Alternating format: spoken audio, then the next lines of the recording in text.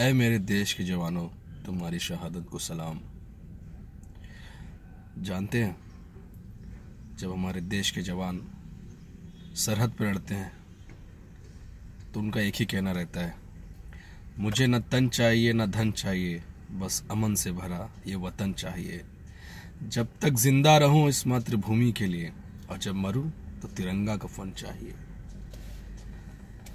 सिर्फ इस बात को अपने जहन में रखकर वो हमारे लिए लड़ते हैं, और हमारे राजनेता उनकी शहादत पे भी राजनीति करते हैं, हिंदू मुसलमान करते हैं। अरे नेताओं, बाज आ जाओ। वो जब वहां लड़ते हैं ना तो उनकी एक ही पहचान होती है, हिंदुस्तानी, दूसरी कोई पहचान नहीं है। और धर्म सिर्फ उनका होता है कर्तव्य। वो अपना कर्तव्य निभा रहे होते हैं और सिर्फ हिंदुस्तानी होते हैं। जब दुश्मन की गोलियां चलती है तो वो ये नहीं देखती कि हिंदू को लग रही है कि मुसलमान को लग रही है, वो सिर्फ हिंदुस्तानी को मारते हैं, और वहाँ सब हिंदुस्तानी होते हैं। बहुत अहम बात मैं करने वाला हूँ। खैर, ये बहुत बड़ा टॉपिक है, किसी को समझ में आएगी नहीं, लेकिन जो मैं कहने वाला हूँ, आप सबसे हाथ जोड़ के विनती है, निवेदन है कि वो इस बात को सबको पहुँचाइए कि जिस एरिया में जिस किसी शहीद के बच्चे जिस किसी एजुकेशनल इंस्टीट्यूशन में पढ़ते हों, कॉलेज में पढ़ते हैं, स्कूलों में पढ़ते हों, उन सब से आग्रह है कि आप उनकी फीस माफ़ कर दीजिए, उन्हें फ्री में एजुकेशन दीजिए, उन्हें एक स्पेशल फील कराइए कि तुम्हारे घर के जो भी शहीद थे वो स्पेशल थे। सरकार कुछ नहीं करेगी, सरकार के भरोसे कुछ नहीं होने वाला। सरकार सिर्फ आएगी और संतावना देगी और मुआवजे का ऐलान करेगी, कभी मुआवजा मिलने वाला भी नहीं रहता है।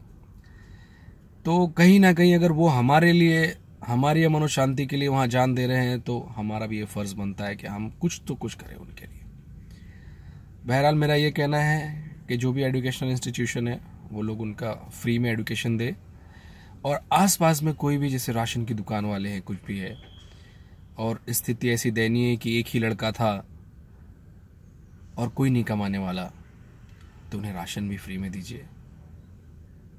इतना तो हक बनता है यार। गवर्नमेंट को इतना जीएसटी भर रहे, ये टैक्स भर रहे, वो टैक्स भर रहे, उससे अच्छा तो ये है ना मेरे भाई।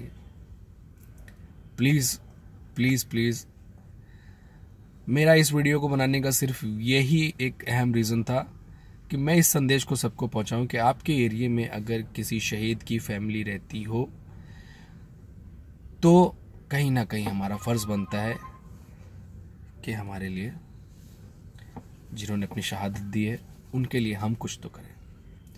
सरकार के भरोसे नहीं छोड़ सकते, सरकार कुछ नहीं करती, ना नौकरियां देती है, ना कुछ देती है, सिर्फ संतावना देती है। और शहादत पे रोटी सेकने वालों, यार बाज आ जाओ यार। तुम्हारे घर के बच्चे तो जाते नहीं है। आज तक आप नोटिस कर लो कि किसी भी राजनेता का बच्चा आर्मी में भी नहीं है, नेवी में भी नहीं, कहीं नहीं है। पहले तो ये सिस्टम ही चेंज करना चाहिए कि कैबिनेट में उसको मिनिस्ट्री मिलेगी जिसका कोई बच्चा आर्मी में होगा। फिर देखो, कैबिनेट से सब वापस अपने आप आ जाएंगे बाहर। यहाँ हमारे जवानों की शहादत हो रही है और यहाँ हमारे प्रधान सेवक अबू धाबी, दुबई, इधर उधर घूम रहे हैं। अरे एक बार बॉर्डर पे भी जाओ, उनको संतावना तो दो, उनका मोराल तो बूस्ट करो कि मैं हूं तुम्हारे पीछे। ये नहीं होता आपसे। देश की अर्थव्यवस्था खराब हो चुकी है, देश के माहौल अंदर से बिगड़ रहे हैं। कुछ दिन पहले मोहन भागवत जी का बयान आया कि 3 दिन में सेना खड़ी कर देंगे। तो किस चीज का इंतजार है? क्यों नहीं खड़ी कर रहे हैं? क्यों नहीं हमारे जवानों को आपकी सेना का सहयोग मिल रहा है? सिर्फ बोलते हैं। हमारे प्रधान सेवक जी ने कहा था 1 सर के बदले 10 सिर लाएंगे। यहां उल्टा रेशियो है, 1 मिलिटेंट को मारने के लिए हमारे 10 जवान शहीद हो रहे हैं।